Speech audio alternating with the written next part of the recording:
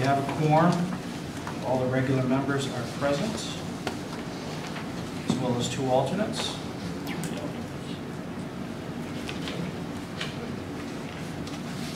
There was a legal notice. The East Windsor Planning and Zoning Commission will hold a regular meeting starting at 6:30 p.m. on Tuesday, July 24, 2018, at the East Windsor Town Hall, 11 Rice Street, Broadford, Connecticut, with the following public hearing to be heard. Number 1, application North Road Materials LLC, an owner of the Comment Family Limited Partnership, and Isabella V. Comment, for a special use permit to allow soil management facility with construction of material storage bins and an existing construction yard located at 297 North Road. Just for the record, we're not going to be opening that public hearing tonight. That has been postponed to August 14th, 2018. Number 2, application of Newberry Road Enterprises LLC for a text amendment to section 816.1.B.3, minimum standards for composting wood chip facilities, to change required landscape buffer from 100 feet to 50 feet. Copies of the above applications are available in the Planning Development Office. All interested Pearsons may appear and be heard. Dated East Windsor, Connecticut, 11th day of July 2018. This appeared in the Journal Enquirer on Thursday, July 12th, 2018, as well as Thursday, July 19th, 2018. Are there any added agenda items?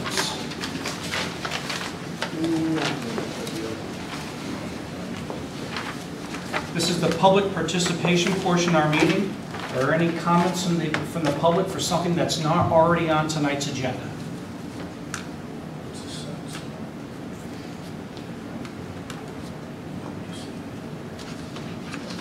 Next up, approval of minutes, July 10th, 2018, regular meeting. Any commission member have any concerns, edits, changes, anything? I was fine with it. Good. No, sir. Okay, it's all right. Hearing none, I'll entertain a motion for approval. I make a motion that we approve the minutes of the regular meeting number 1743 held on July 10th, 2018. There's a motion on the table for approval. Is there a second? Second. Any discussion?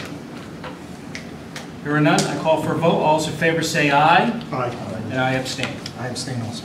3 approvals, 2 abstentions. I was not present at the meeting.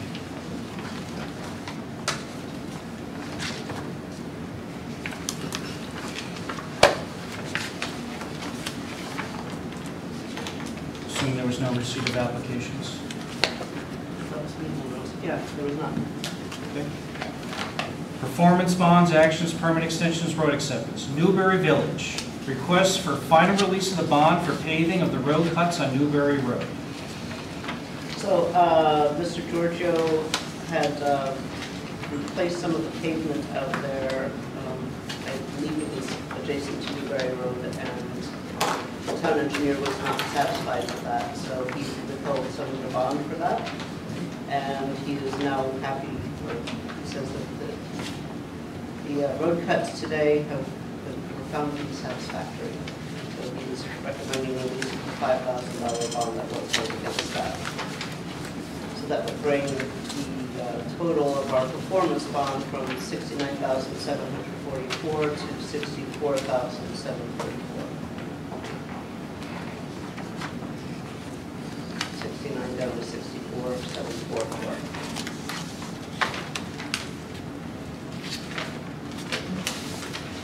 Anybody? We would just go with Len on pavement, so we don't know that much about it, so. Yeah, Lenny's happy with what he's done. I'm happy. Yeah. Agreed.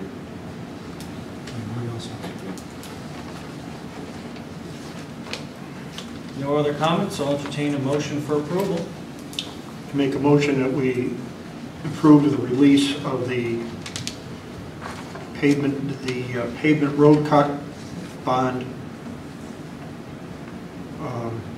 as per Lynn Norton's $5,000 that was held for that bond to to be released. There's a motion on the table for release of a $5,000 bond. Is there a second? Second. Any comments? Hearing none, I call for a vote. All those in favor say aye. Aye.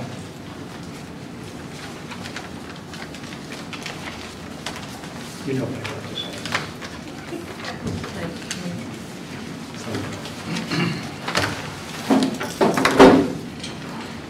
Next up, under new public hearings, Newbury Road Enterprises LLC, application for a text amendment to section 816.1.5.3, minimum standards for composting wood chip facilities to change the required landscape buffer from 100 feet to 50 feet. Deadline to close the public hearing, August 28th, 2018.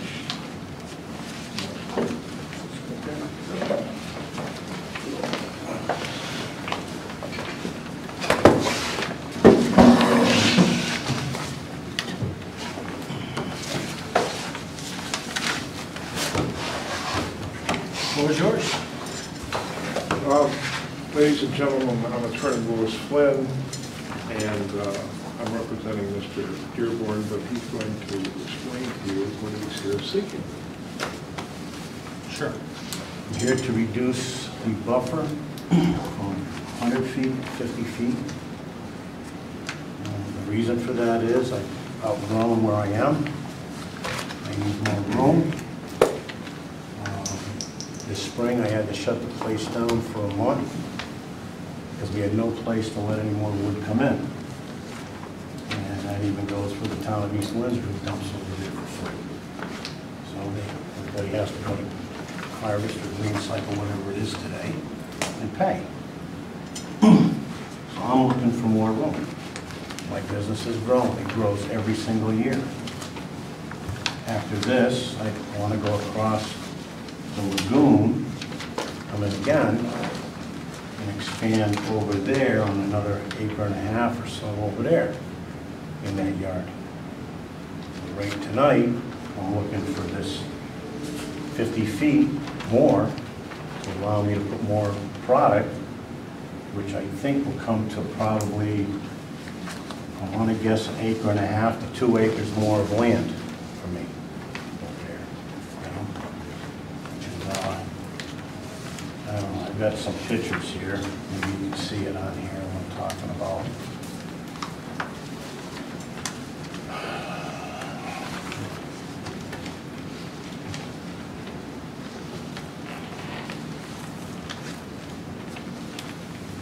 Pictures were for something else, but it'll work. If you look at this area here, that's where we're growing corn. Here's from here to the bottom of that pile. Anybody got a pen I can point with or something? There you go. Thank you. To the bottom of this pile, over to the line is 100 feet. Then there's a roadway that goes around everything, in case you need to get around there for some reason.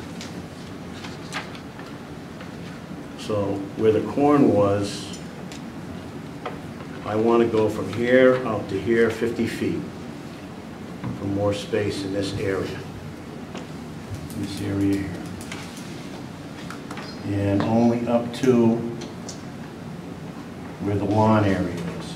I don't want to go out. I don't want to go any closer to the road because the place looks nice, and I want to keep corn or some kind of a crop growing there. It just looks good.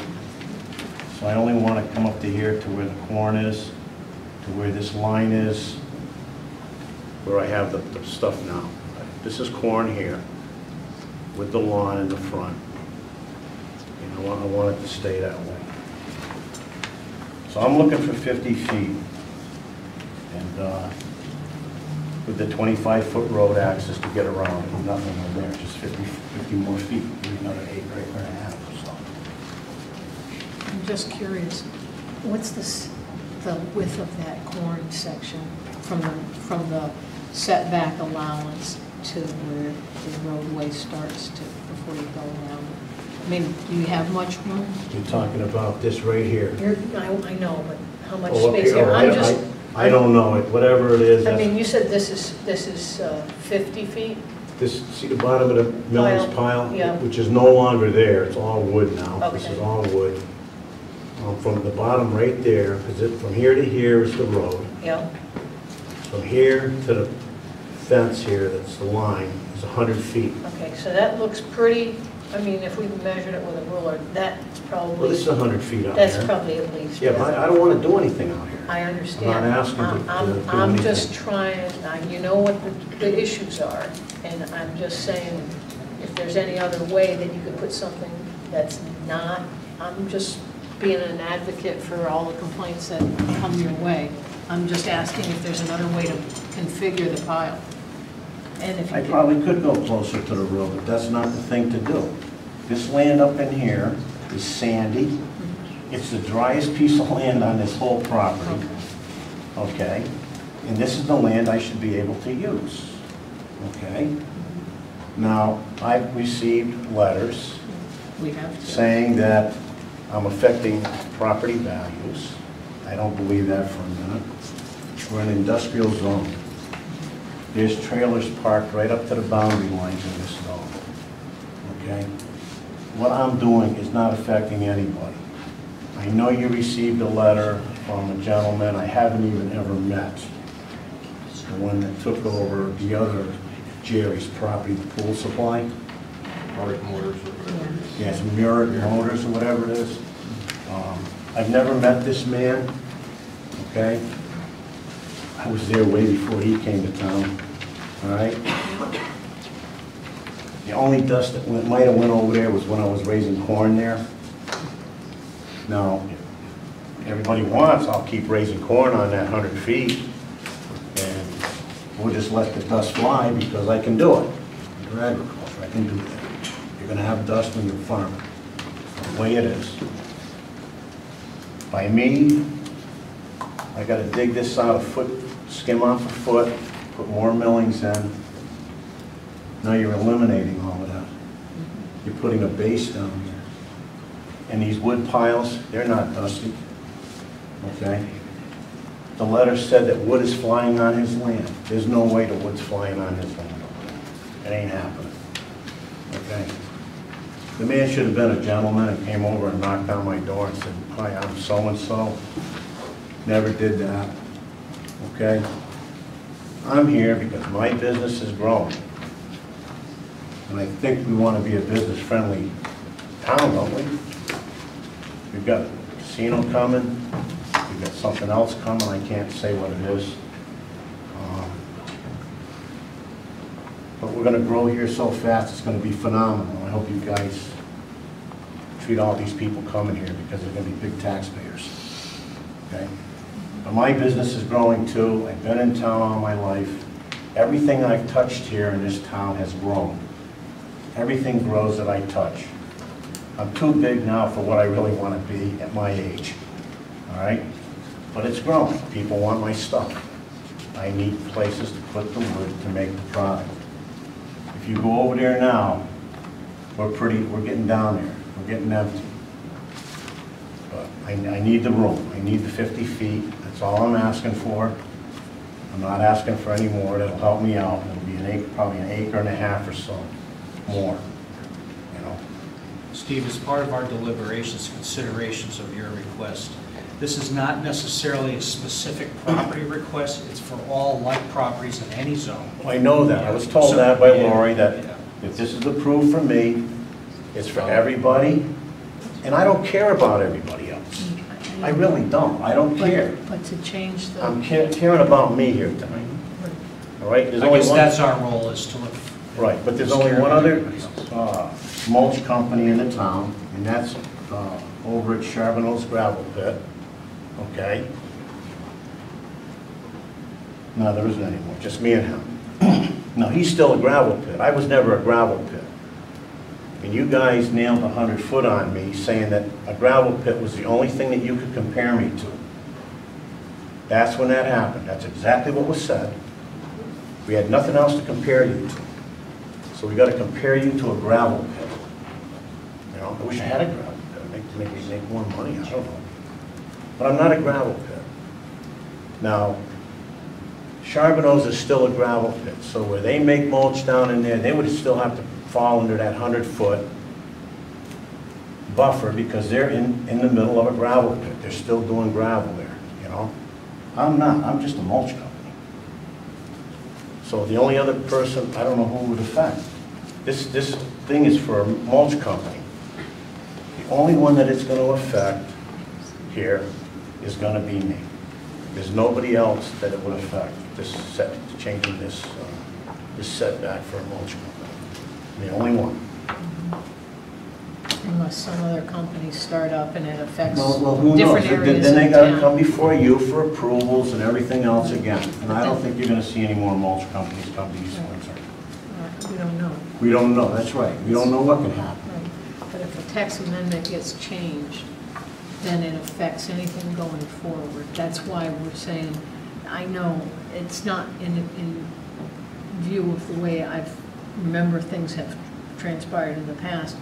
Yeah, well, let's get past, hold on, right now, let's get past that past. This is the future, things have changed. A text amendment gets put Okay, in and all the other forever. stuff is behind us.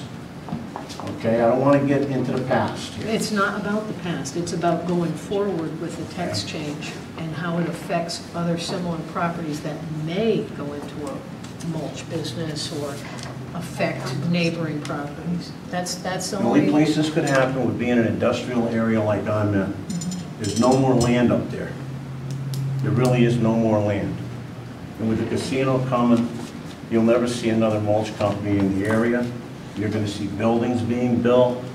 The price of properties are rising right now as we speak, okay? This is not gonna affect anybody but me forever and ever and ever. And we'll probably, well, some of us here will be dead before anything probably happens, you know, of old age. But I need the space. I'm running out of room. I need the space, you know? And Prague here, the letter I got from Prague, they don't seem to have an issue with it. No, they have no problem with it. There's only certain people that have problems with it, and you know why, and I'm not going to get into it, okay? I'm not going to get into that tonight. Good. So use your judgment, please. Does anyone else in the commission have any comments or questions? I kind of got a question as far as the wording of this with a 50-foot buffer, but it's also kind of going to a 25-foot landscape buffer and a 25-foot access strip. I mean, Now, let me explain it to you, so you understand. I'm looking for 50 feet for material, that's it. The 25 feet is just an access road to get around the piles. That's all it is, okay? We're not supposed to put any stuff there, okay? It's just a roadway, that's all it is. And then from the roadway to the boundary line on the south side and the west side, up to where the corn comes up, that would be dirt. again, I'm taking this in generic terms, not just your property, any property.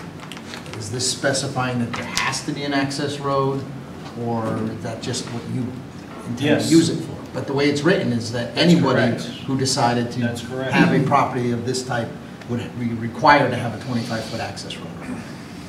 That's the proposal, that's the request, correct. So it's really a 25-foot landscape buffer and an access road. So I'm 50 feet away from the boundary line So with maybe it's going to materials. be reading 50 feet away from the boundary instead of specifying with landscape buffer of no less than 25 feet or something like that. And right now, we have ryegrass growing on it, it's gone into seed, so I'm gonna harrow that up, it'll all go back into grass again. Each seed produces about 50 seeds, so it'll be thicker and thicker every year as time goes on, That's for that 25-foot for landscape. 25 feet, yes. No, Wouldn't consider planting trees or anything else in No. the landscape? no. Traditionally, when we require a buffer, there's usually no activity that occurs in the buffer zone, correct? That's right, 25 feet wouldn't have anything going on in there, nothing, just grow. We'll let the weeds grow, we'll let brush grow, I don't care. Nobody's gonna see this area except the birds and the squirrels and the deer that run around there. But right now, it's a 100-foot area. So No, it's really, actually- you're not it's actually- asking for it's actually- 50%, no. you're asking for 75%. No, I'm asking to go from a 100-foot buffer to 50 feet. Right Plus an now, access road. right now, it's 100 feet with a 25-foot road, the roadway around it. So that means there's 75 feet of dirt to the boundary line. I can't put stuff within 100 feet of the boundary line. The road takes up 25 feet. That leaves 75 feet. Okay, so you already have a road there. Yeah. And I think that was DEP's requirement for me to be able to do that kind of, that was DEP's requirement for that type of an operation, to have the roadway around the perimeter of the, Safety or something? you know. Pardon? For a fire truck or safety or something? For safety reasons, yes. Yeah. So the only material you put into the landscape, or into the other 50 feet is already ground mulch, and wood chips, there wouldn't be any logs or anything, just, You mean the new 50 that I'm looking for? yeah. What are you gonna put? It's gonna be wood grindings. When I grind up the wood, Well, it's already ground, though, not logs or stumps or anything, just, I don't take stumps in, no stumps, no construction materials, no pallets, nothing. It's the tree from the ground up. Okay, it's all I take, all good, clean stuff. But what you're looking to put in that buffer is not logs, branches and stuff, it's processed. It would be processed clean material, mulch, sure, sure. you It's know, processed, it would be it's just processed. chipped up, because to me, it seems like if you build a bigger buffer there, that's less that the people would be seeing on the other side of the buffer. If it's just wood chips, and it's just mulch. that would- It's wood grinding. You put it, Right. they bring in the chunks, the brush, the chips, we put it all together. Yeah. That's what makes good mulch. We put it through the big grinder, it grinds it up, we put it in those piles, like when you drive by, you'll see the one big pile. Like a big windrow. That stuff is aging right now for natural. That pile's gotta sit there for 2 years for it to darken up and rot. And then when I grind it up, it's real dark brown, with no dye in it, you know? So that's what I intend to do there. The wood will be ground, it will be put there, okay, in windrows. So I make a windrow, I make another one, I push it up. Make another one, push it up. Because between each windrow, you've got this divot. You know what I mean? Yep. And it takes up a lot of space, so you gotta bump it up after you make one run. Every time you make a run, you bump it up. Otherwise, you'd need 50 acres to do what I'm doing over there. You know? I mean, Matt's been out there. I told him to come out anytime he wants.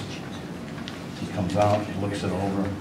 My place is clean as a whistle, man, compared to all the other mulch companies. We grind a pile like we did today. You go out there, the yard is all straight with the snow bucket cleaned and pushed up, and the yard is picture perfect. Picture perfect, all the time. I hate mess, I don't like mess. You know, and then in there was something mentioned about noise. You don't hear those machines over there. And if I remember, Jim, you said you drove by my place one time and you saw the machines running and everything, you couldn't hear nothing. You can't hear nothing. The piles over there, it ricochets the sound up into the air, you know? You don't hear nothing. And we're not grinding all the time. I'm not a big mulch company. If I was Connecticut Mulch, you'd have 6 grinders running over there. We'll grind enough, probably, say like to do a 2-bag mix, the dye, okay? That'll do 700 yards, two bags, about this big. So we'll grind 700 yards, that takes just a few hours, and then we shut the machine down. You go by there, you'll see the machine's just parked there, you know? So now it takes time, we gotta soak the piles. and then we have to put the dye in and mix them, and then we let it set, and then we fire up the other grinder and we finish it. And it usually takes 4 or 5 hours to finish a pile, and that's it, it's shut down again. I am not a full-time, yeah, I'm a full-time business, but the machines aren't running full-time over there, never. We don't run all day long for days and days and days, it doesn't happen. I grind as much as I can, pedal it, and then we make some more, you know? Yes, Steve, everything you say is I believe, obviously, and I've been by there 100 times. I probably go by there too often. And you do run a clean business. But the problem is, if you make the text amendment, the next guy that comes in, is he going to be as good as you are? Is he going to take advantage in that 25-foot zone? Like, he could put chicken manure. He could, according to the way I read it, he could put chicken manure there. Yeah, but we're talking about a mulching company, not farming, okay? We're not talking about that, we're talking about a mulching company Well, here. no, but I mean, if you look at Harvest and they make topsoil, they can mix in all kinds of stuff in there. Yeah, but I'm not, Leaves. see, but I'm not doing that. I know you're not, and I understand that, and I believe that, I know that. But what I'm concerned about is the future. What happens when you have a text amendment? You change it for the whole town. And if I read CROG correctly, they seem to have a problem with that. I didn't see that problem at all, Mr. Gowdy. Well, let's look at I it. suppose you can analyze it 100 different ways, but I did not see a problem here. And I'm referring to the memo that we got here. Yeah, I've got one here. It says here, that reviewed this referral and finds no apparent conflict with the regional plans and policies. However, the reduction in the buffer area may be a concern of neighboring municipalities, which has no concern here whatsoever. None whatsoever. Because I'm not near a municipality. I'm not near any neighboring municipalities. And you know, and if we actually started thinking, well, we got to think down the road, what's going to happen down the road. If that was the case, we wouldn't have anything in East Windsor. I remember sitting up on this board of selectmen, and one of the selectmen always kept saying, well, geez, the decision we make today could bite us in the ass 25 years from now. Come on, people. Come on. You got to make a decision for what's here today. I pay a lot of taxes in town. Okay? I pay a lot of taxes here. All right? And my business is growing, and I just bought another the biggest grinder they build by Bandon. A lot of money. Now, I want this town to be a business-friendly town. Me sitting up there on Thursday nights, I try to do that. We try to make decisions to get businesses to come to this town. You know? Now, like I said, I've been here 65 years. I need more room to run my business, folks. And I don't see another mulch company coming into this town. I don't see it. I would bet anybody money on it. And I need the space. I run a clean ship. There's no question. And my wood is not flying across the street, over other people's houses, over buildings or anything else. It's not. And it's not that noisy. It's not that noisy. If you're standing on the other side of my building when you drive in the yard, you can't even hear the machine running out in the building. Can't hear it. You know? Is there anything specified anywhere about it being an industrial zone? I feel like that makes a difference too. Obviously, it said not next to a municipality, but obviously wouldn't want that next to a house either. No, but when you have industrial to a residential area, like I have down here on Rye Street, there's a 100-foot buffer there, from industrial to residential. I can see that. I can see that, I really can. So if we're going to make this text amendment, maybe we should make an amendment that says it can only be if it's within the inside of inside the industrial zone. Yeah, but that, you've already got that. You've already got that in the regs. Okay. It says 100 feet Like my buildings and stuff can't be within 100 feet of any of the houses on Rice Street, north, was it north? Yeah, north. You had the Riggett House, Yeah, and you got Rand Stanley, and you got a couple other houses. yeah. You know, where the corner of the building is 100 feet out to the line. You can have parking there, Yeah. you know, or whatever, but you can't have any buildings or anything, you know? So that's already in the regs now. Like I got one house there, it used to be the Bancroft house years ago. And now the landscaper bought it because he had to find a place where he could go with his landscape business and live. So he bought that house, he's in an industrial area, and he's able to run his landscape business out of there. Can't think of the guy's name, what is it? Can't think of it. So theoretically, if somebody wanted to start a mulch place down at your other place, they still wouldn't be able to do this.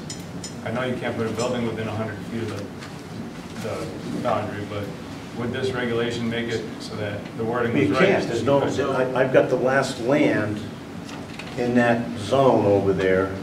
I'm saying if somebody else bought something else and then, Sorry, just so the composting, mulching, and wood chipping is so it's only permitted in the M1 by special use permit. It's not permitted anywhere else in the town.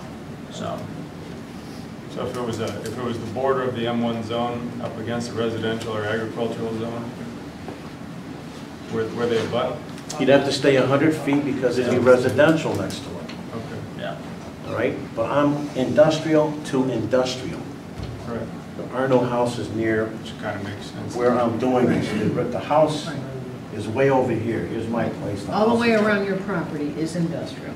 You abut industrial, all perimeter. Industrial to industrial, all the way around me, 100%. But with a text amendment, that wouldn't hold anywhere else in an M1 zone. Okay, you could be, if another guy comes into town, he could be literally in somebody's backyard. No, he couldn't. Because he can if he's Because in an M1 if he was in an industrial zone, and there was a M1. residence here, he would have to stay because of industrial to residence, you have to have 100 feet. It's in the regs. But if we change it, But is You're that like only a- changing it, no, it would still be 100 feet. It'd still be an overlying thing. that Because says- I couldn't go down and do mulch within 50 feet of the house down Webb's my name. I couldn't go at the other end of the field and do mulch 50 feet from his house. The reg says I have to be 100 feet correct. Okay. from industrial That's to the that's what I was house. asking. To the It's rest. residential. Yes, Residential. it's residential, but Residential use.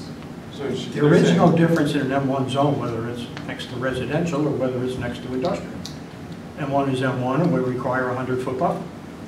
So if we change this now to a 50-foot buffer, okay, that changes it for all the M1 zones in town. Correct.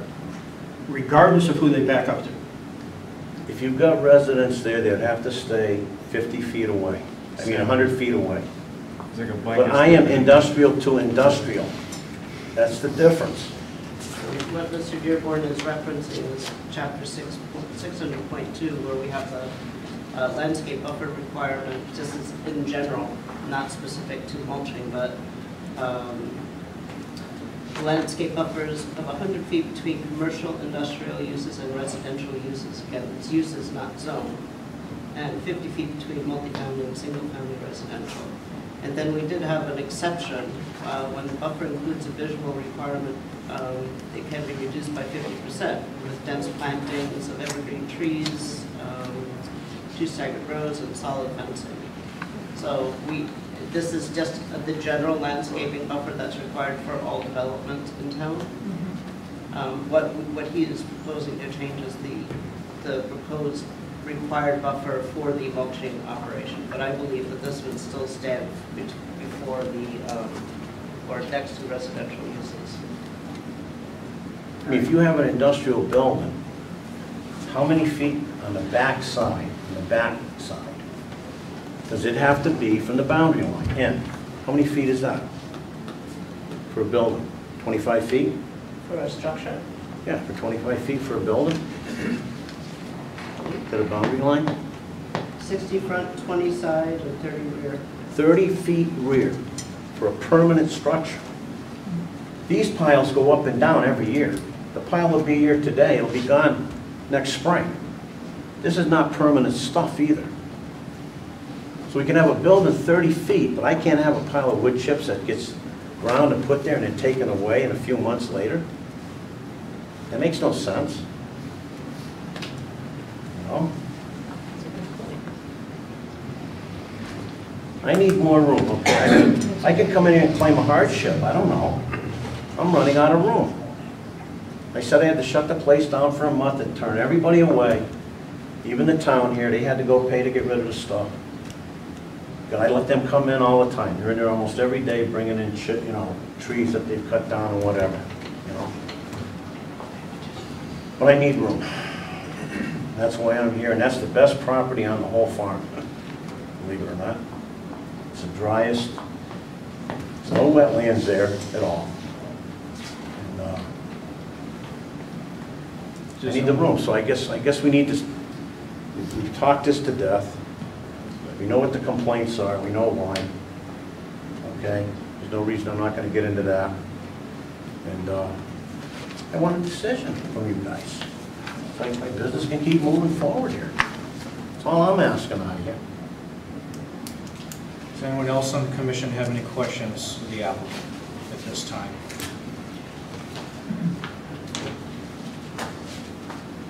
This is a public hearing. Are there any comments from the audience? Yes, sir. Can you just please identify yourself for the record?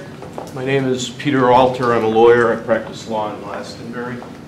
I'm here representing Betty and Jerry Wilcox, the owners of 50 Newberry Road, which is immediately adjacent to Mr. Dearborn's property.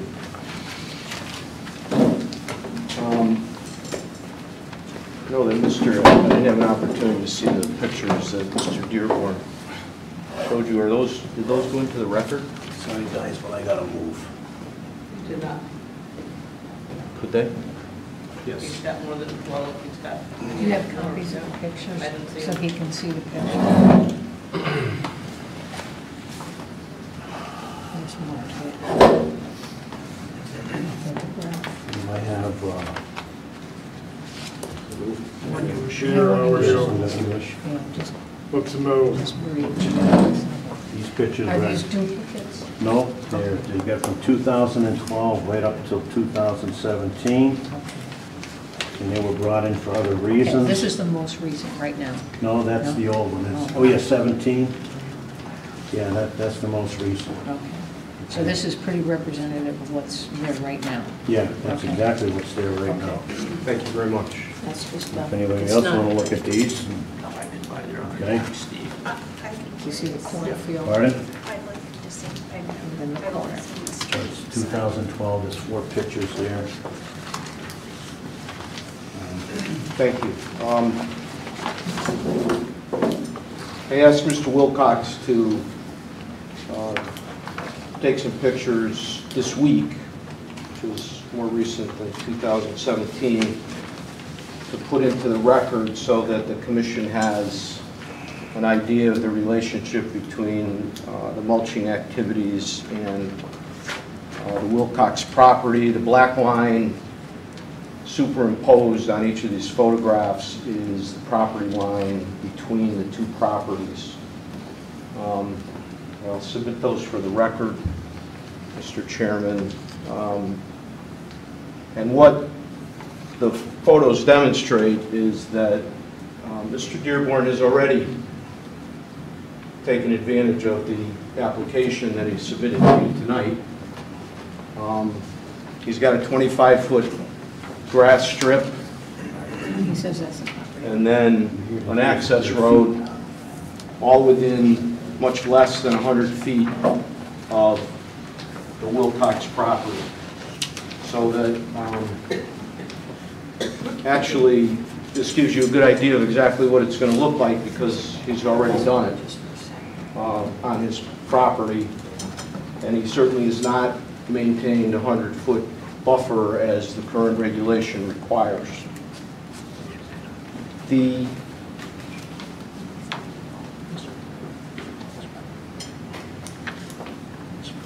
current plan that Mr. Dearborn is supposed to be operating under is this one that you approved on September 13th, 2016.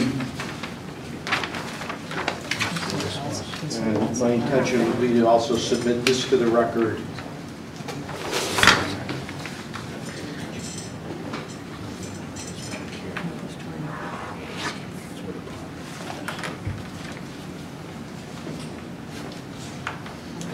As you can plainly see from the photographs that we've submitted tonight, thank you.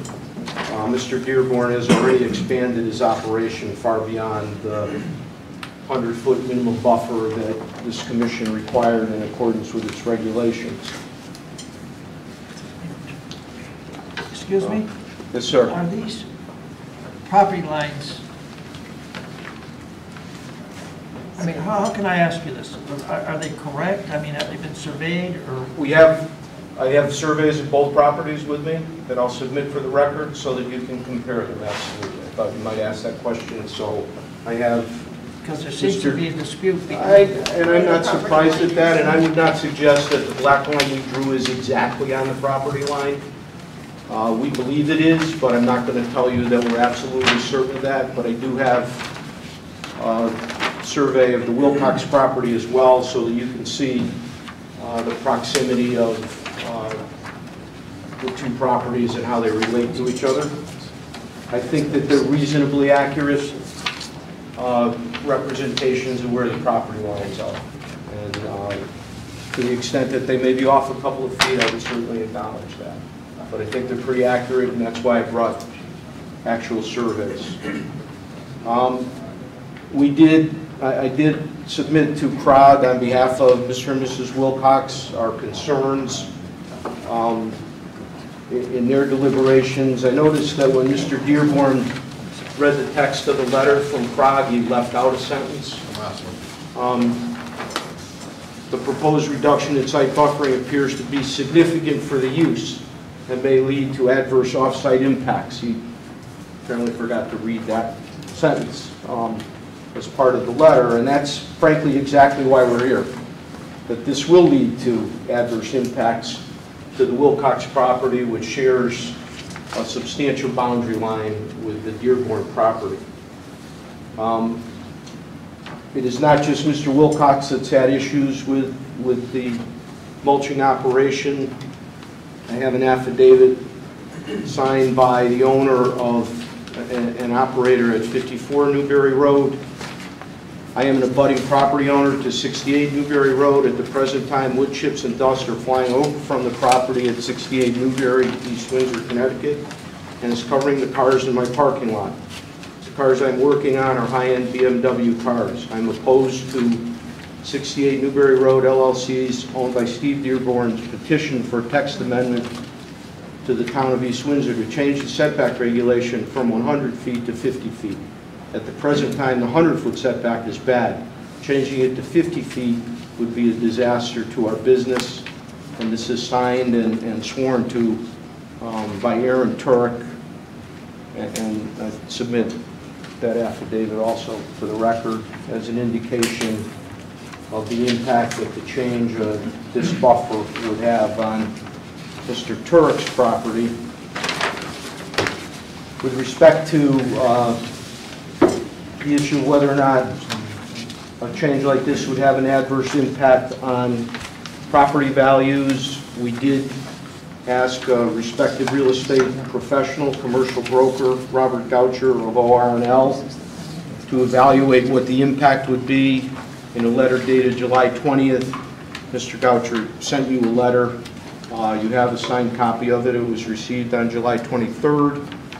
And I won't read the whole thing, but this is the summary. It is my opinion that reducing the setback would be very detrimental to the value of the Wilcox property and would be a major obstacle in finding a tenant for his new building.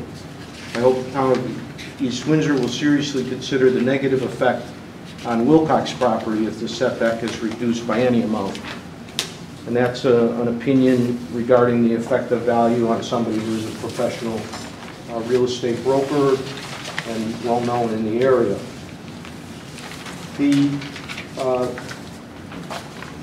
And I certainly respect Mr. Dearborn's entrepreneurial spirit and his efforts to build his business, and I don't mean in any way to speak negatively of that. He certainly has made every effort to do that, and by his own admission, he is effectively outgrowing his space and wants to have an impact on everyone else in order for him to continue to grow his business.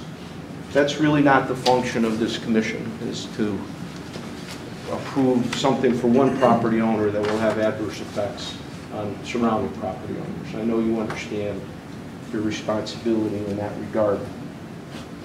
There's another responsibility that you have under the statutes with respect to a change in your zoning regulations. And there was no mention by the applicant in this regard, and so I feel compelled to raise it to the commission. By statute, you are obliged to consider whether or not the proposal that you have before you is consistent with your plan of conservation and development. And I know how hard commissions work on their plans. You got to do it every 10 years. You did yours in 2016. It's a living document. It's a document that that you live by for the 10 years until you do the new one. And the statute with respect to zoning regulation changes says that you have to make a positive finding that this application is completely consistent with your plan of conservation and development as it stands today. The applicant hasn't suggested that it is or that it isn't, but it was his responsibility to provide you with that information, and he didn't. And the reason he didn't is because it isn't. It isn't consistent with your plan of conservation and development. I had the opportunity to review your plan with respect to commercial development. In my practice, I get to read a lot of plans, and yours is a very complete one and very effective in terms of identifying what it is you're trying to accomplish as a commission. And there are two things that stood out with respect to the M1 zone, which has its own section on page 58 and 59 of your plan. One was that you're to consider whether or not you're going to reduce the M1 zone as something that would address the manner in which development has occurred. And then further, what you want to consider is that there may be future potential of developing an area of offices or research facilities that are not dependent on large trucks. This was a big issue for you in your plan of conservation and development. My suggestion is that the more you allow of operation like the mulch manufacturing facility to expand and not to be buffered from other properties, the less likely it is, and Mr. Goucher has confirmed that, the less likely it is that an office or research facility is going to locate in this zone with that kind of operation unbuffered, with a 25-foot grass strip and a roadway. And so it defeats one of the stated goals that you have in your plan of conservation and development. It works against creating that kind of development in the zone. To Mr. Gowdy's point in the questions that he asked was, you know, how does this work relative to the boundary lines? What it does is, what it effectively does is it forces the property owner that it joins to create another buffer. They have to protect whatever building they're building by buffering it on their side of the property. What effectively you're doing is allowing one property owner to use next door neighbor's property and compel them to do a buffer if they want to create an operation or a facility that is not consistent with a mulch creating operation. He has every right to be there as a special permit for that use. And as long as he maintains it and renews his zoning permit every year, he's entitled to continue that. But he's not entitled to keep expanding it to the detriment of adjoining properties. When you adopted the 100-foot buffer, you recognized that this was an operation that needed some space between it and the adjoining property owner. And he's asking you to cut that really from a 75-foot vegetative buffer, which is what it's supposed to be, to 25. It's a significant reduction when you think about the impact on adjoining properties. And it's not fair to adjoining property owners for you to expect those property owners to now put uses in their property that are only limited to ones that are compatible with a mulching operation that's within 25 feet. You can see from the photographs that the kind of trailer dumps that are going on that access road, this is not just a little bit of traffic. These are big trucks running around within 25 feet of the property line, when in your original regulation, there should have been 75 feet of landscape buffer between that access road and the next property line. So it's an imposition on all the properties around it. You've heard from the B&W person who is already suffering effects, and you've heard on behalf of Mr. Wilcox that he believes it will have an adverse effect on his property values. He has the right to build a building on this property 20 feet from the side yard. Lori told you the side yard 20 feet requirement. Now, if this approval goes through, the rest of his property, this is all Wilcox property, and this part of this building will be within 25 feet of this operation. And that's not fair. It's not equitable, and it doesn't speak to what your plan of conservation and development says to promote other kinds of development. It restricts other kinds of development, in our opinion. We don't begrudge Mr. Dearborn's right to operate his business if he does it in accordance with the zoning regulations. Right now, he's not doing it in accordance with what you approved. He's way further close to the property line than the 100 feet that you approved on these plans. The photos show that. Even if you take Mr. Dearborn's property line as you drove in on that one, he's clearly doesn't have 100 feet separation and doesn't have a 75-foot landscape buffer, and now he's asking you to make it even less than it currently is. He doesn't satisfy the requirements of the statute that it be consistent with the plan of conservation and development. And the fact that he has what he calls a hardship, which is that he can't make more money, is really not a reason for you to exercise your police power and change this regulation in the M1 zone that would impose much greater impacts on surrounding properties. For all those reasons, we would ask you to deny this application as not consistent with the plan of conservation and development and contrary to the interests of other property owners. Thanks for your time. Thank you.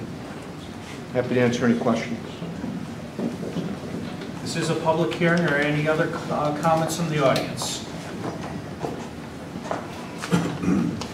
Hold on. Mr. Chairman, one of your members had a question. I just want to see if there's other comments in the audience first. Who had a question? I guess I have a question for Lori and the much more senior commission members.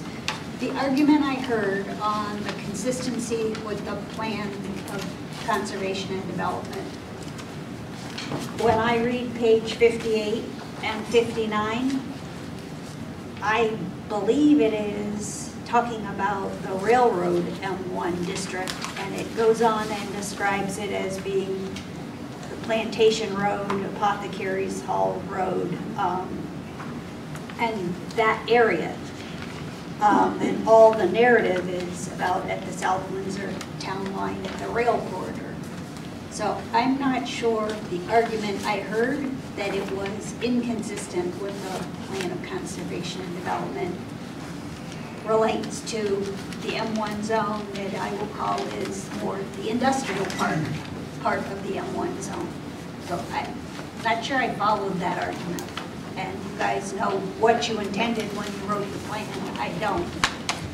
But the letter of it doesn't seem to follow what was said. I will concur with that, as the Evelyn zone, when we're discussing that, in the POCD, we are looking at basically the Charbonneau pit area, which is actually zoned M1. And that's how surrounded by residential. when I read it, and what Right. I've always thought about is, it's a shame we're not utilizing that railroad corridor as Right. a So transportation corridor or as a multi-use trail. Right, and we were definitely I looking don't to see it find as new Newberry and Road. different uses for that. Because at one time, actually, the previous POCD, we had discussed turning it into residential, and we didn't feel that that was warranted.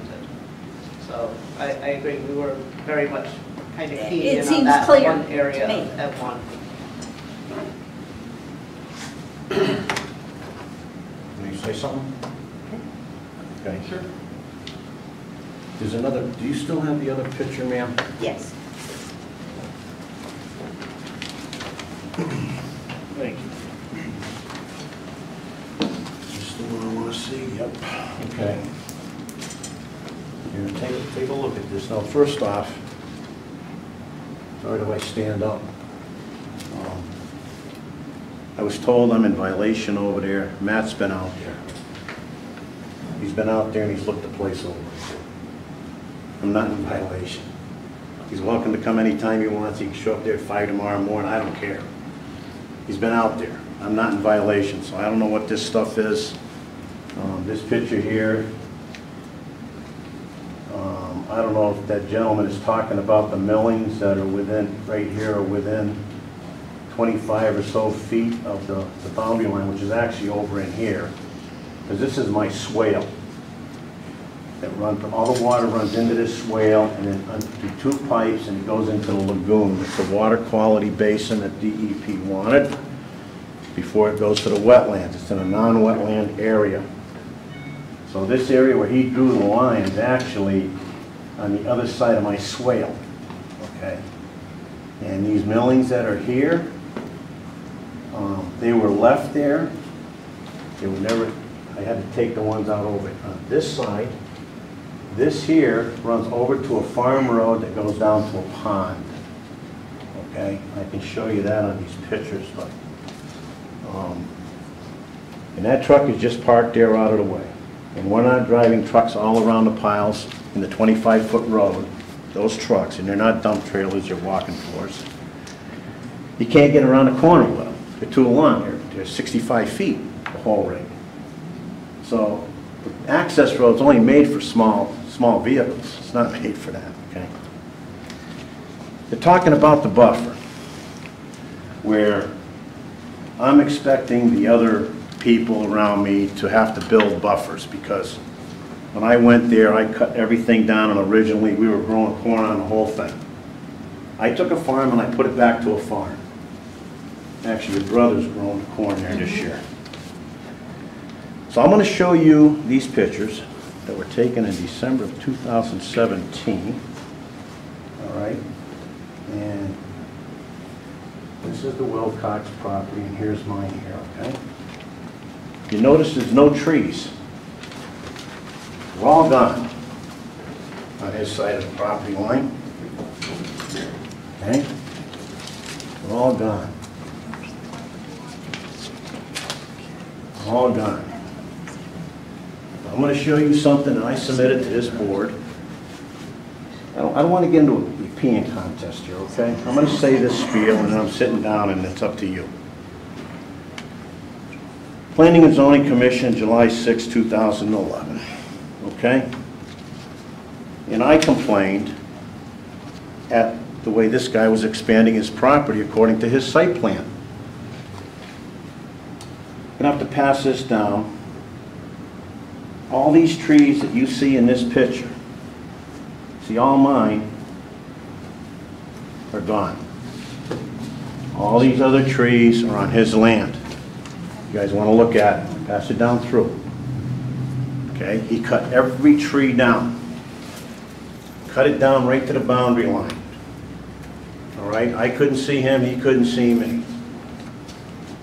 So he went and took down all those trees after I was there and I did mine. All right? No, I'm not forcing anybody to build a buffer. I don't care if he has a buffer over there or not. I have to look at these old trailers that the tires have been taken off of and sat on the ground. So what does that do for my property values? I got some people looking at my land right now for a big project. They want it all. They want me out of there. But I don't know if I'm ready to move the mulching company yet. Because there's no place to move it to, so I'd have to go out of business and quit. And then take my money and go out west or something where it's a nice area to live, you know. But I did not tell him to cut all those trees down. Those trees you see are on his land, and where it's shaved off nicely is where I went in with the land clearing company, and we cut everything down. It was growing corn on it. Now you talk about the dust. There's as much dust over there. People running around his yard with the dirt and the process and everything else. No more than me. If you look at those pictures, he's talking about the trucks running all over the place. Well, I don't have trucks running all over the place. Look at all them tractor trailers backed right up to the fence line behind the recycling place. You might have to flip the page here to see that. But they're lined up everywhere. There's tractor trailers going in and out of there every day, all day long. And if I'm over there at nighttime, they've got a truck shuttling trailers at night to that yard and back to the bedding place. All night long they do this.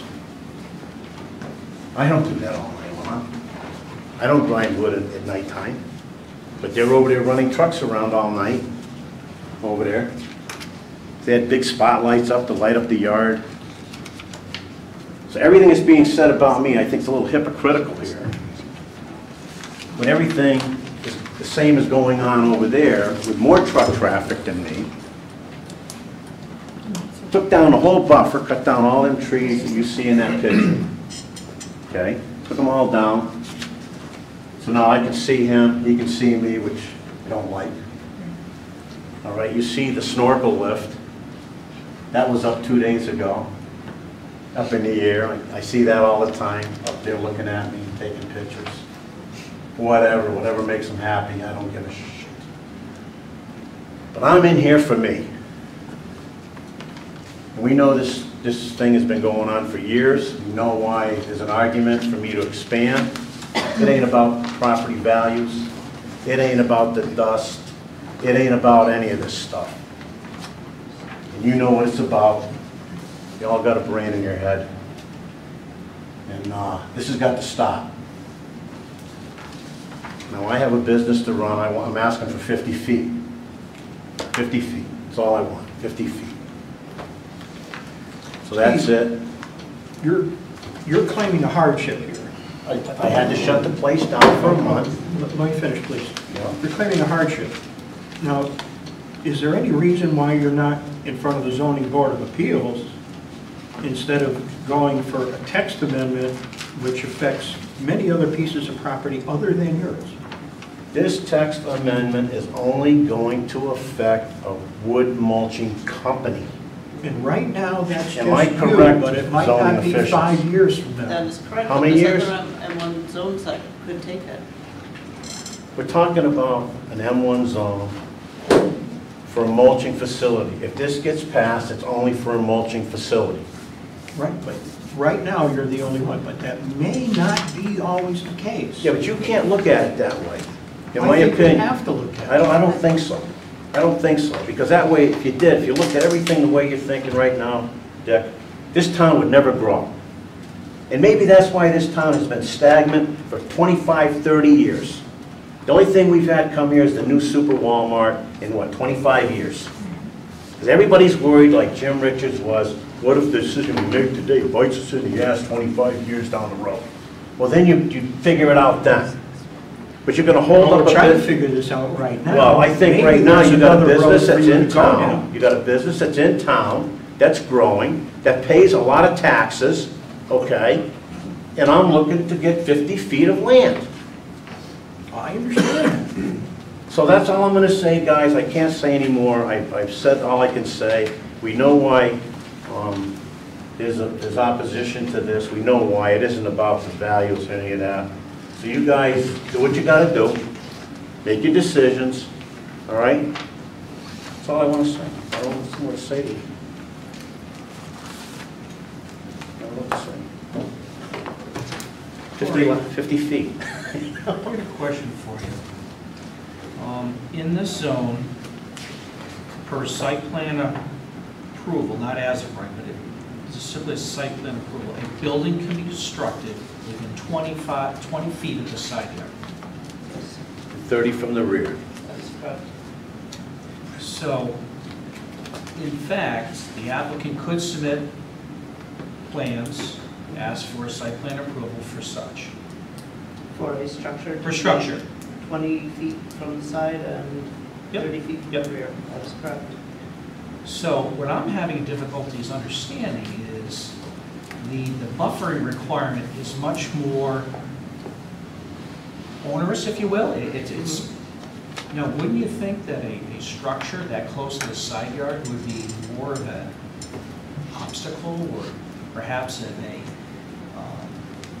can't think of the right word, or perhaps a, Eyesore. well, no, not an eyesore. You could have Depends on what they built, Yeah, right? A greater impact. greater impact on the adjacent property. Right. Or detrimental. Because you'd have all the water coming off the roof. It's also permanent.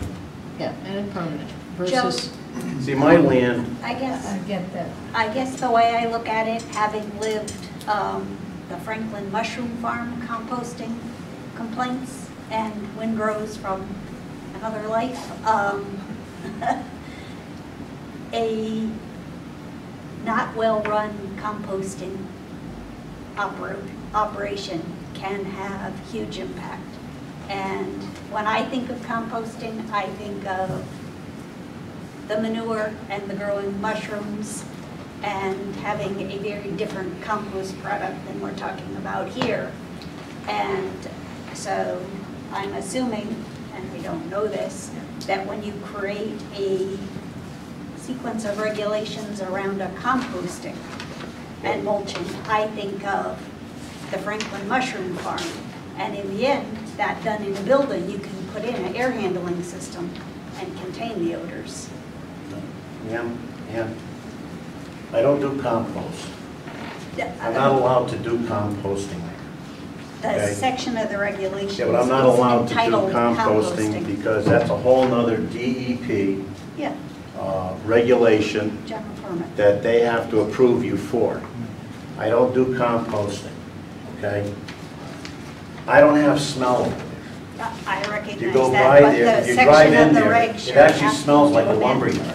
So Andy, It smells your real nice argument around. is that you would have more environmental controls if a structure were allowed versus, If you have the right air handling system and you have noxious odors, right, you can control it with a building.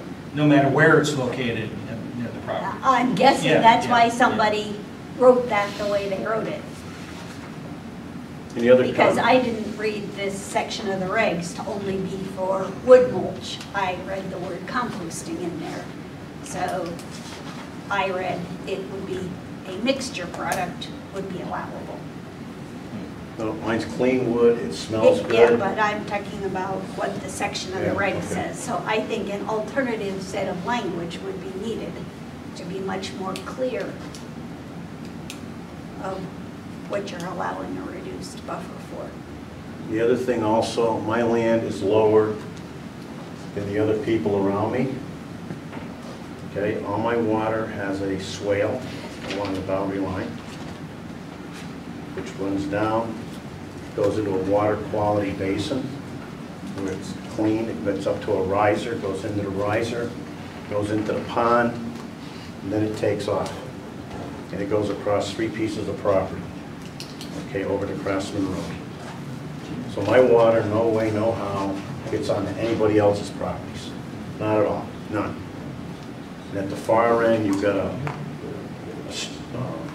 culvert underneath the road that runs along Webb's house. It goes over, it goes down into a little area which they call the beginning of Namrock Brook. That's the start of it, right there. That's where it all starts.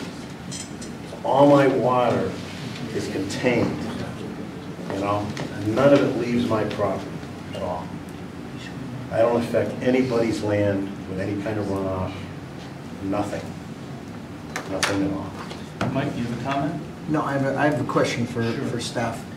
Do we have a definition and description of permitted use of a buffer zone?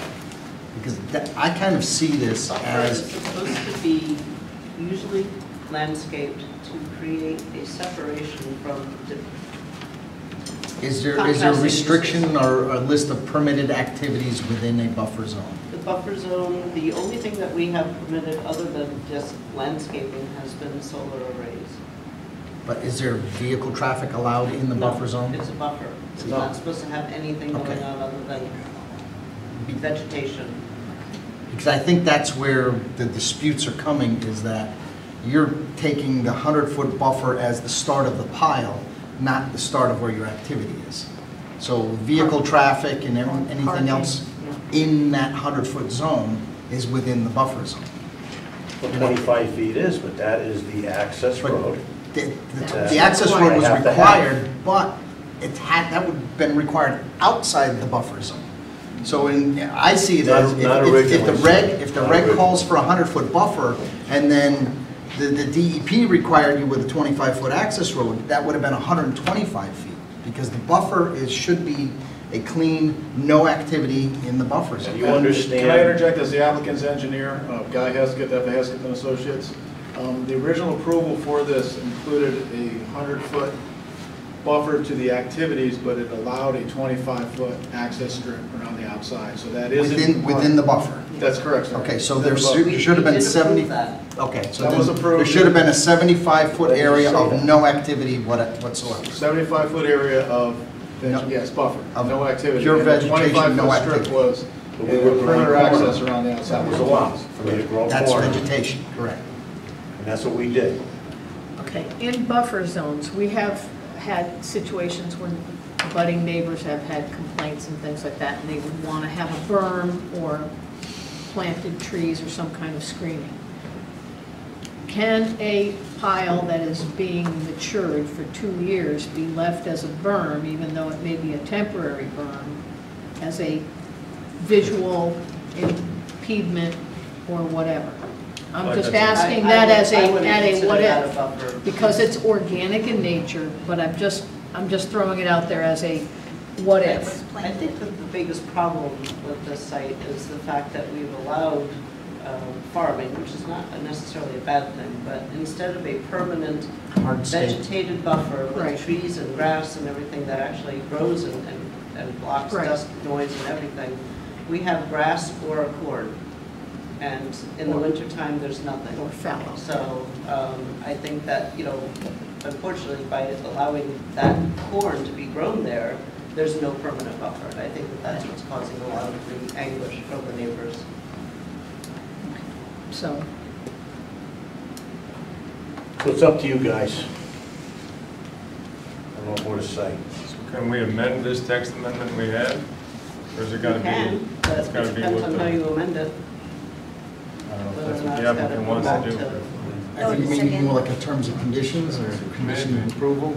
Yeah, because I think having something that's permanent as that 25-foot buffer, a pile of mulch is, I think, nicer than a building 25 feet away. And that is going to block dust and sound and everything, so But I would not consider that a buffer, something to be in a buffer, especially since it's not permanent. I understand the roadway being around the outside. If you go to push a mulch pile and scoop it, it'll keep going if you don't have the roadway. Right, but again, if we're now talking a 50-foot buffer, is that 25-foot access road still permitted inside the buffer, or does that have to be outside the The buffer? proposal is that it's a 50-foot buffer with that 25-foot, So it's in essence, a 25-foot 25-foot buffer. buffer. But a very rarely used, it's not like a driveway access. But it's road. not providing It's any not buffering. supposed to be used. But it opens up what's a buffer, and I think. I could you're see going that to- on the backside of I think any you're going to loose set pile. bad precedent, you're going to have If to you look didn't at have that. that. Get that one conversation going on at a time. need the road to keep the piles clean. Right. Like you said, you go around, you push them up, Yeah, you drive along the side of them, make them nice and straight, or to wet them down from the backside. you know. But they're there, the road is there in case of an emergency for the Roxas. May I say something, please? Two things. One is as part of the permitting process every year, there's an as-built done for right now, if somebody wants to look at it, this, as it exists today. Secondly, we're talking about trucks and an access road, which is required for safety reasons, for a lot of reasons. But nobody said anything about Mr. Wilcox. He's got truck after truck after truck right up against the boundary line. His boundary line, I guess, is okay to have the trucks up there. The using of the access road by Mr. Dearborn going around seems to be a problem. And it's kind of incongruous. It doesn't make any sense. It's just another reason to argue about things. Right. The argument is unnecessary, especially, Well, but we're all in business to try to, except if you look at the picture, a picture's worth 1,000 words, right? Look at where the trucks are. They're right up against the boundary line. But isn't this a conversation about what the zoning regulations should be and how we should change them, not about compliance or non-compliance? Correct. I'm in So that- compliance. Yeah, That's but been out there. Yeah, but that's not what the public hearing and conversation on the table is today. Mr. Chairman? Exactly right. I just want to clarify, we do have a definition of buffer. And it's a strip of land unoccupied by buildings, structures, or pavements for storage of any kind, and maintained as a landscaped area with grass and other plantings. So we do have that definition. When And was I that am- put into I effect, do Lori? read, 7/28/14. 14. In 14. I was there in 2007, before that landscape buffer ordinance or regulation ever came into effect. Okay? Doesn't that sound in compliance with what you want though? Pardon? That definition, doesn't that sound like what you are asking for, is a planted area? I don't care. I'll leave the 25 feet and let scrub brush grow up in there. I don't care. I don't need to use it for anything. That's what I understood Just from let the brush grow, the grass grow, whatever wants to grow, and the rabbits and whoever can hide out in there. It's maintained as a landscaped area. To me, that means that it's not just. So what am I supposed to do? Plant rose bushes and tulips that nobody will ever see? Come on, we're industrial, we're industrial. What about trees? Pardon? Trees? Grass. I don't want trees, I cut them down. start your Christmas tree forest. I cut them down for a reason. The leaves fall on top of the mulch and everything. When you're making mulch, the leaves blow over on top of the piles, the people yell and scream at me when I deliver.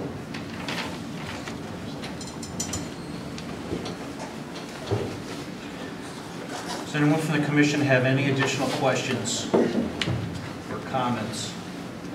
I My- guess my- My engineer just suggested maybe, I'm against it.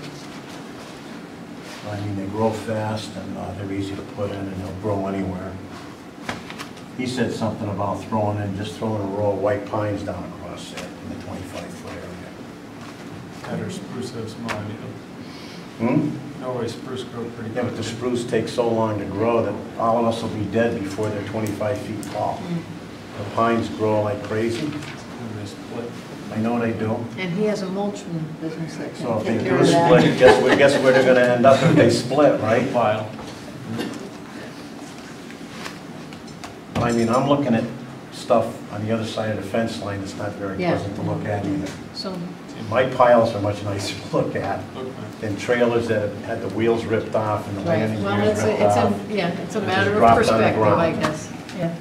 So, I mean. I got it. And I showed you the picture of all the trees that used to be there. So obviously, the guy didn't mind taking them all down, or he would have left some so he didn't have to look at me. He didn't have to look at him. I think this is also across the board, that any other mulching or composting facility should try to have evergreens around it too, just to keep it, even if the smell or the dust or anything like that, you're not gonna wet down. There is no compost smell.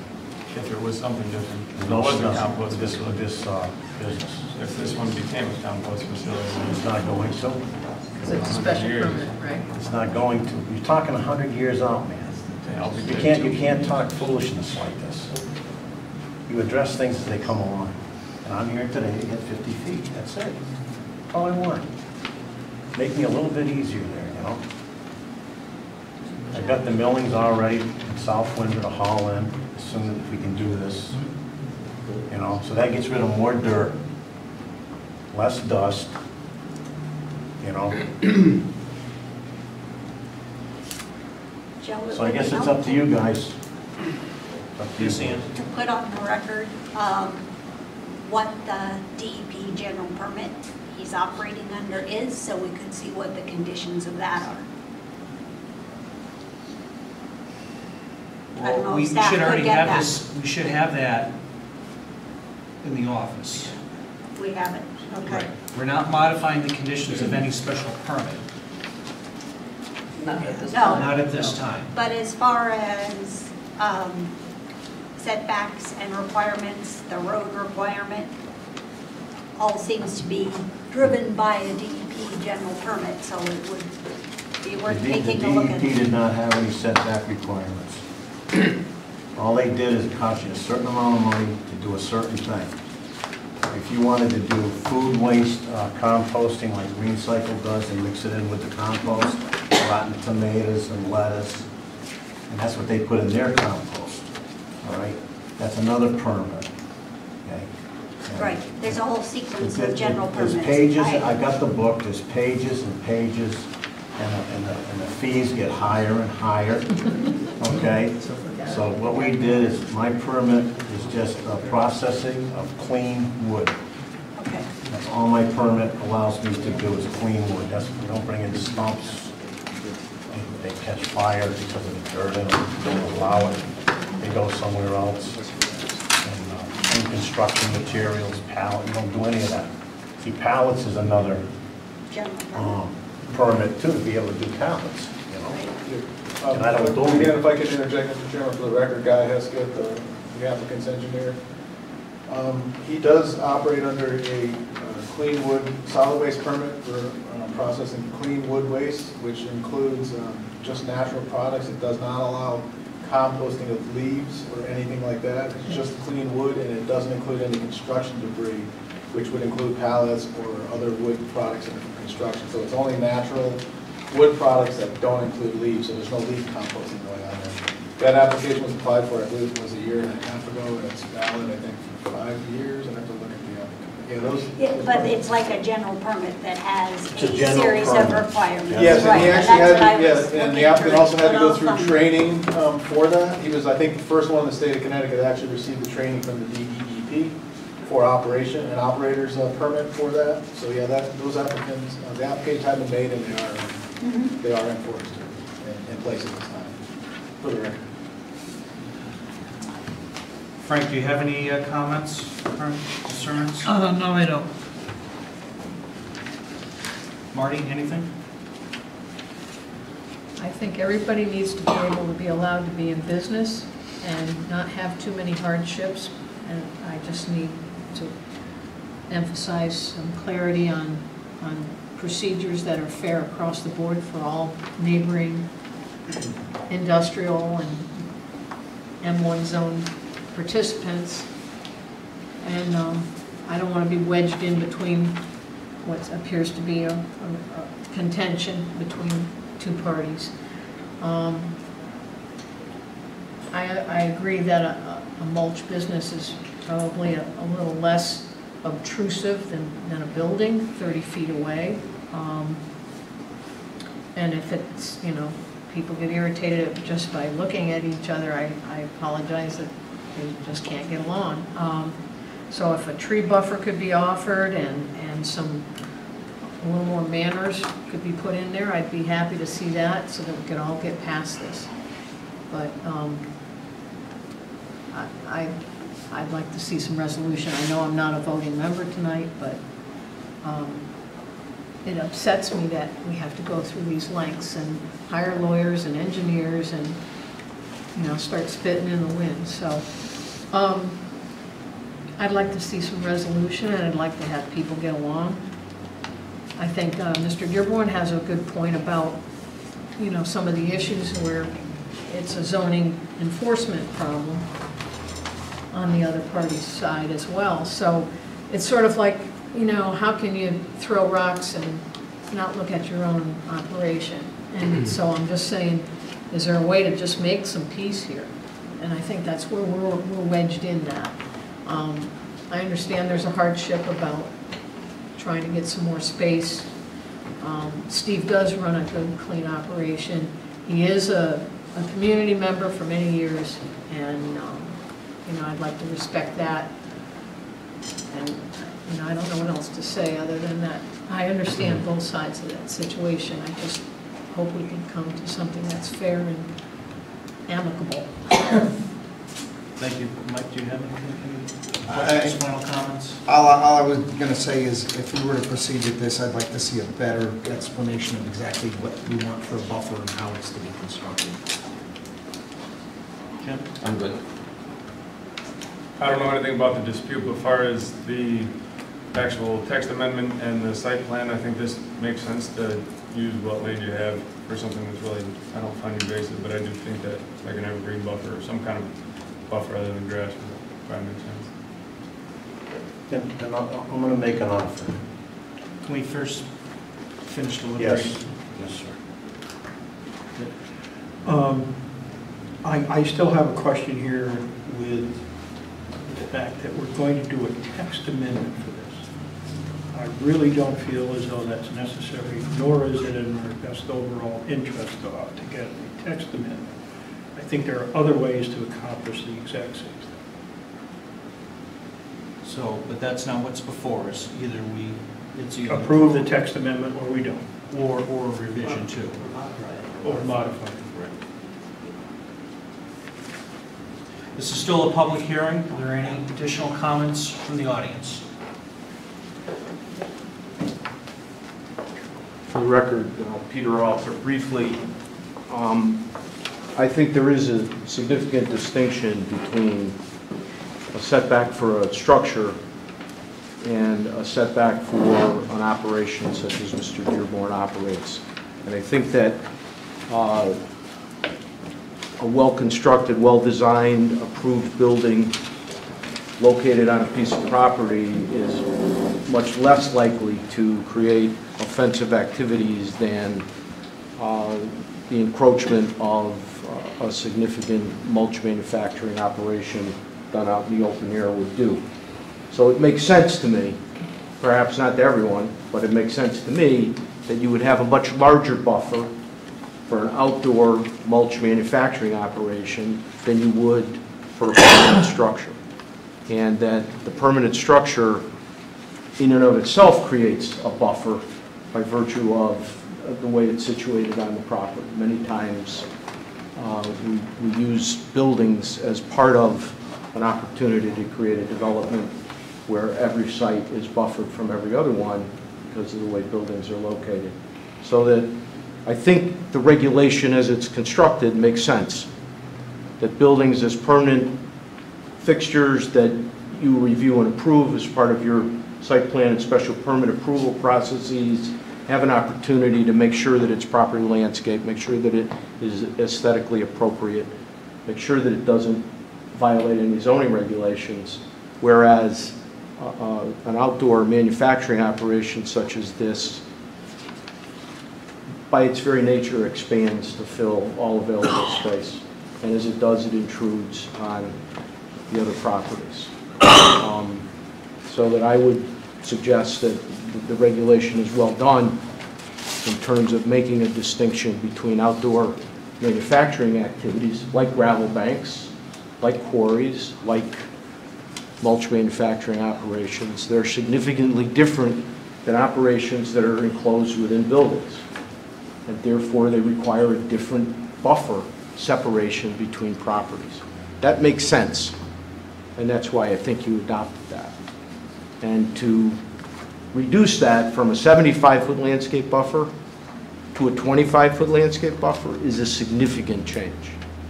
The only other thing I'd add is, in a text amendment process like you're in, you can't, if you're going to make substantial changes to the text, you have to renotice it and start over again because the public doesn't know that you're doing that. So I would, and I'm sure Lori would agree with that. It depends what they've changed. Right, and the second part of it is you can't impose conditions on a text change. You can't say to Mr. Dearborn, plant trees. That's not part of this process. But the point that this covers every piece of property in M1 zone is the point. You're not directed at this piece of property. You're making a text change that affects the entire zone. Thank you. Any other comments from the audience?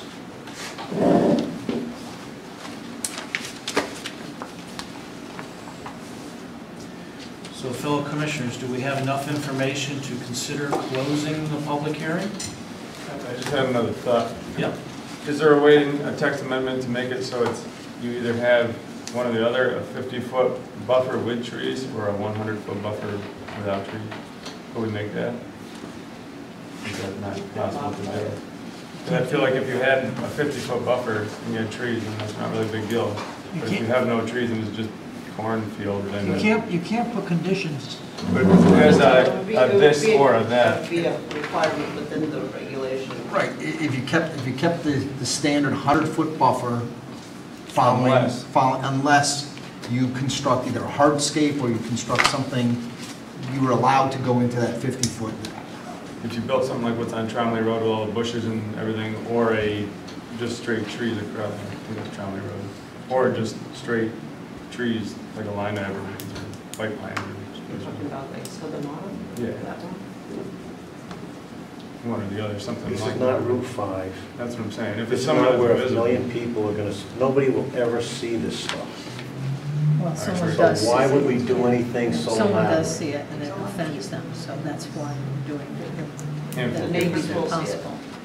Excuse me? The neighbors will see it. But it's not something represented. Behind the trailers that he's got sitting on the ground over there, Lori? That's a good point. Come on. It's also relevant. It sets a precedent. That's the whole thing.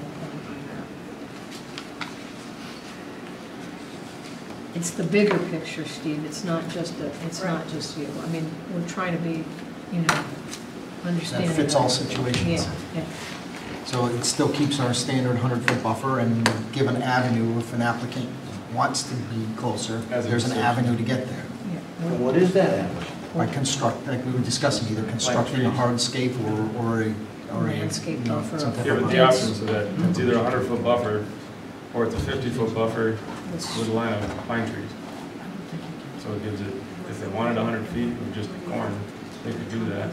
Or if they wanted 50 feet with 25 feet of line of pine trees. So if I had got my 50 feet, and then we have the access road, which is 25, and now we've got 25 feet of dirt.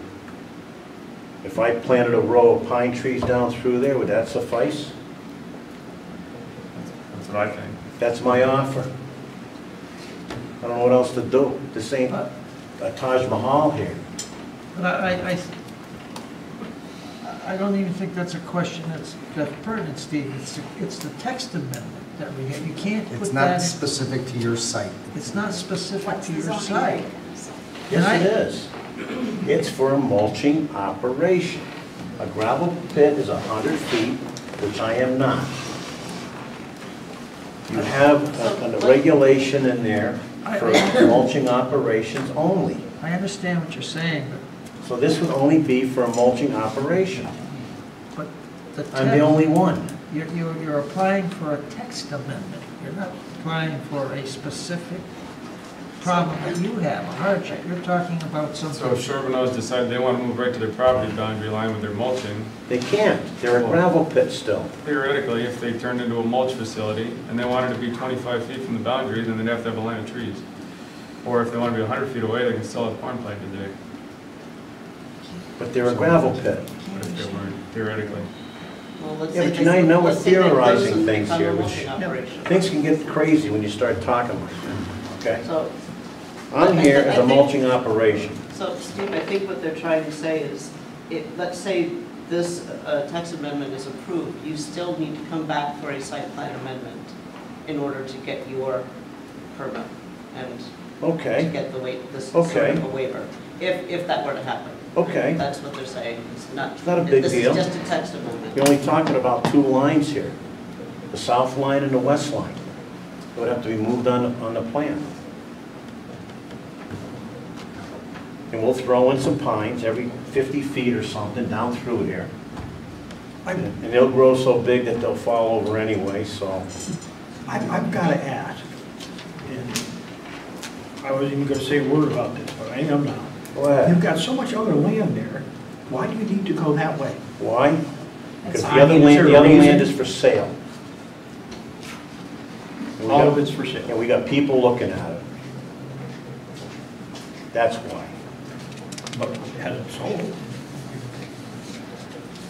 Well, there's a lot of land around that hasn't sold. Right. That people are looking And it at. can be used, that's my point. No, I don't want to use it because then I can't sell it.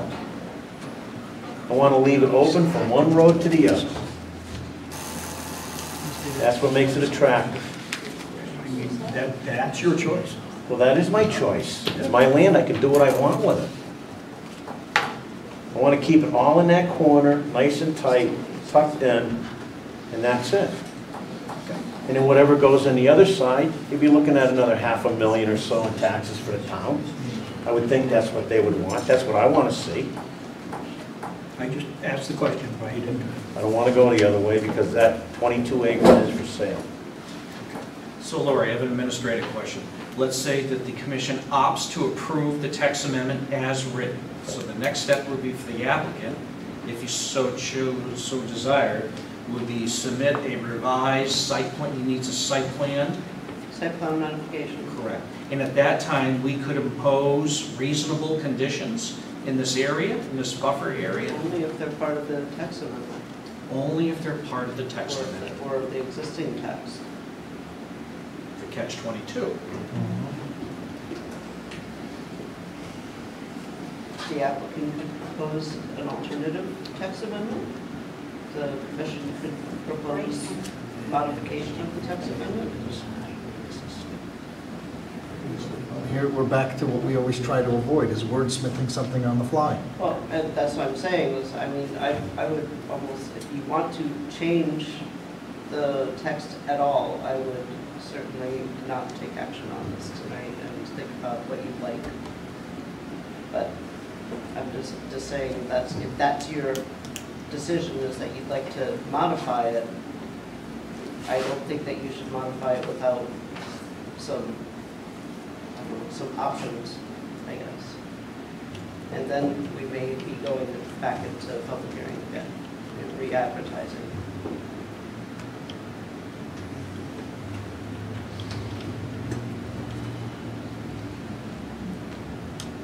So typically what I have done in these situations is to throw the question back on the applicant and the team and ask them what they want to do.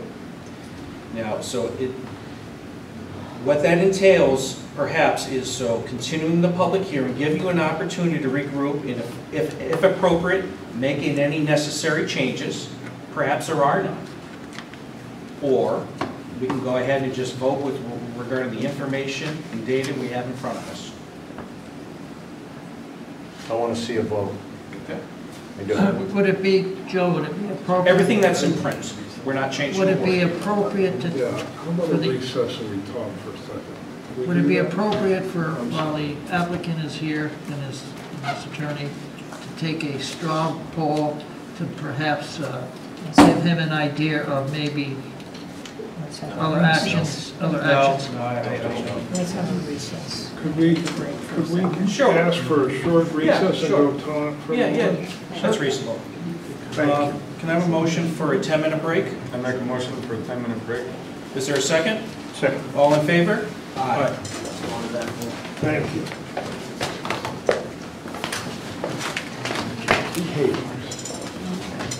Yeah.